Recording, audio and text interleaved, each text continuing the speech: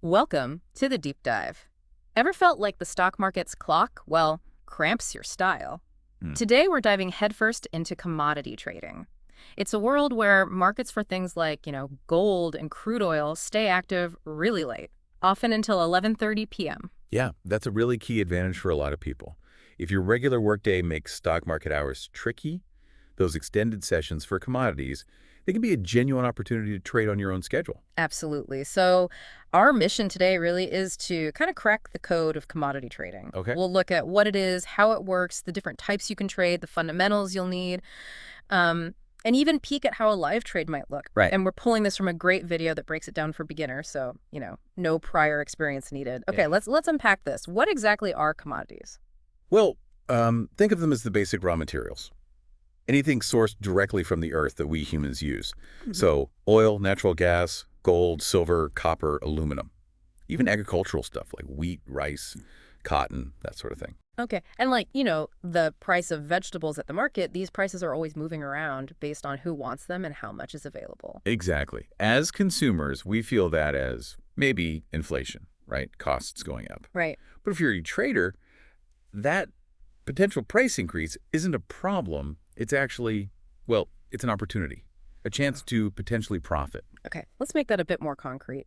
How does someone actually make money if, say, the price of steel goes up? Okay, good example. Imagine a business owner, right? They buy 500 kilograms of steel. Let's say it costs 2,000 per kilo. Mm-hmm. They hold on to it for a month. Demand picks up, maybe there's a shortage, and the price climbs to 3,000 per kilo. Ah, Now they can sell that steel for 15 lakh. Their initial cost was 10 lakh, so they've made a 5 lakh profit. That's a 50% return just from the price change of the steel itself. Steel in this case is the commodity. right, okay. Buy low, sell high, the classic idea. But physically dealing with 500 kilos of steel, I mean, storing it, moving it, that sounds like a hassle. Is there an easier way? Oh, definitely. And that's really what most commodity trading is about for individuals. It's virtual. Virtual. Yeah, instead of handling the physical goods, you trade contracts that represent those goods. You do this through your Demat account.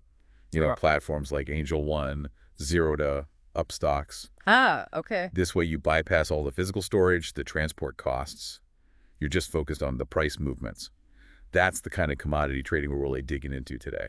Got it. So no risk of a tanker truck full of crude oil pulling up outside my house then. Uh-huh.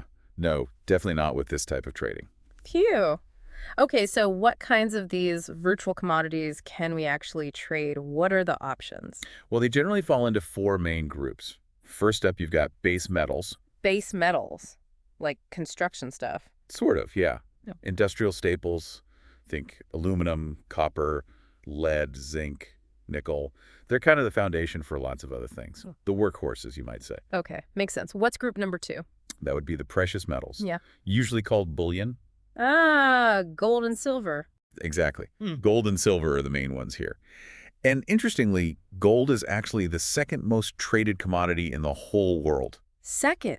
Really? I would have guessed crude oil was number one. Why gold? Well, gold has that long history as, a store of value, plus its use in jewelry, electronics, Yeah. and it's seen as a safe haven when the economy looks shaky.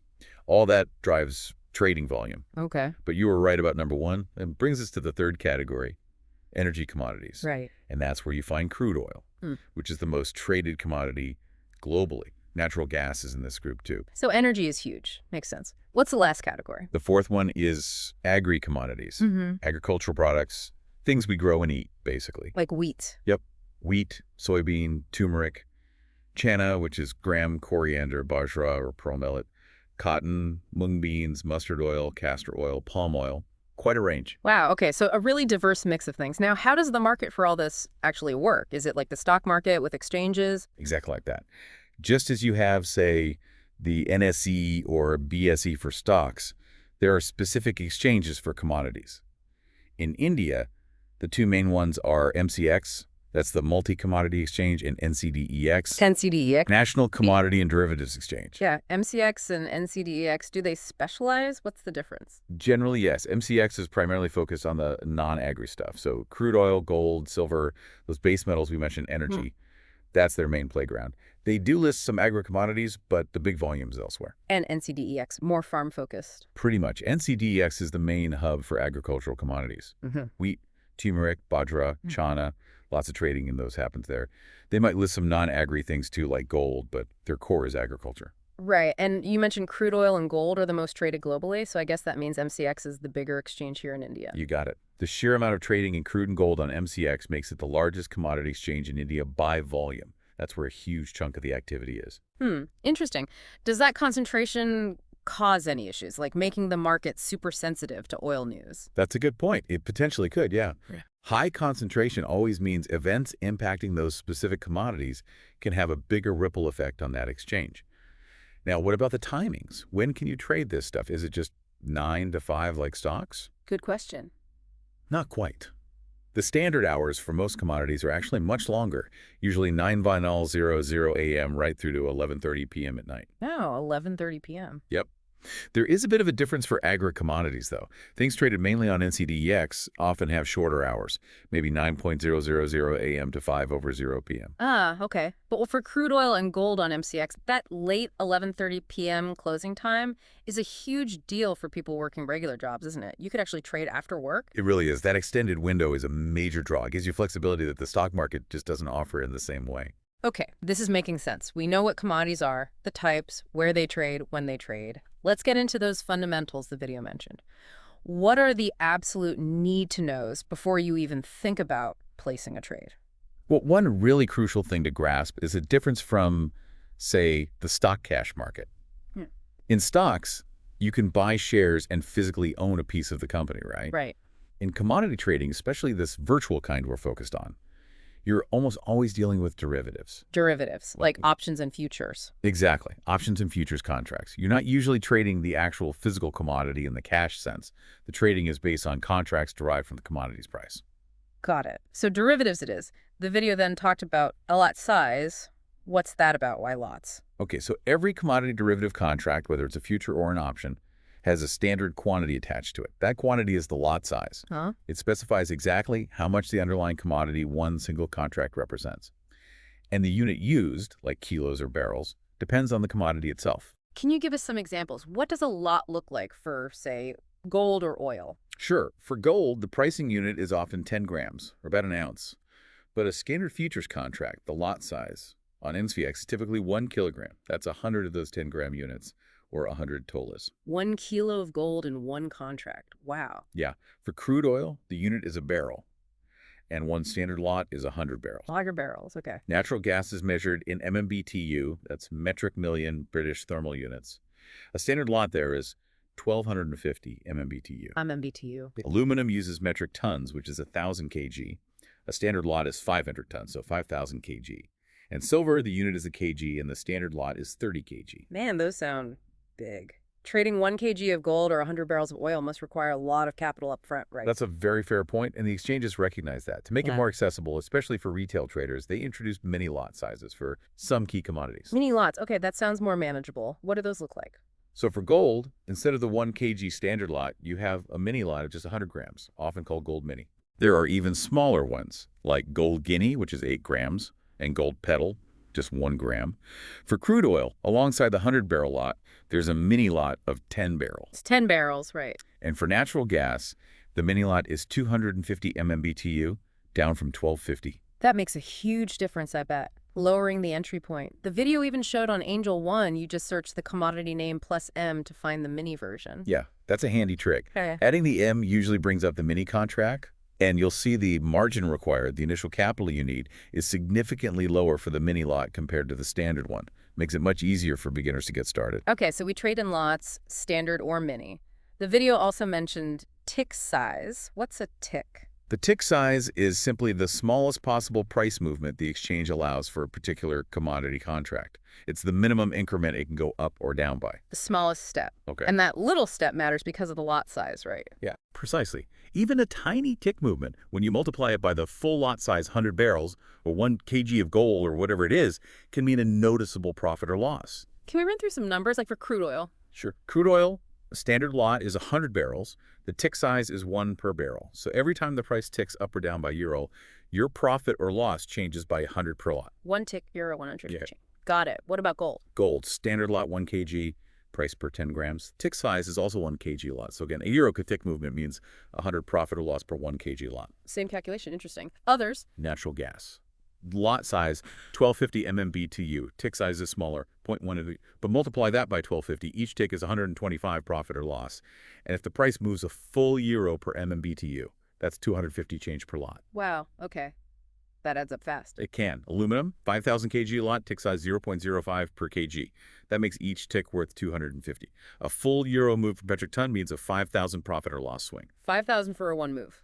Okay. Silver, 30 kg lot, 1 tick size per kg. So 30 profit loss per tick, and also 32 euro per 1 move per kg. And copper, smaller lot, 2.5 kg, tick size 0.05 per kg.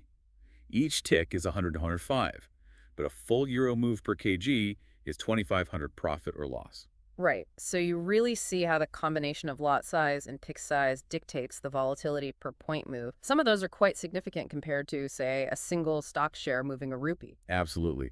The leverage effect from the lot sizes is key.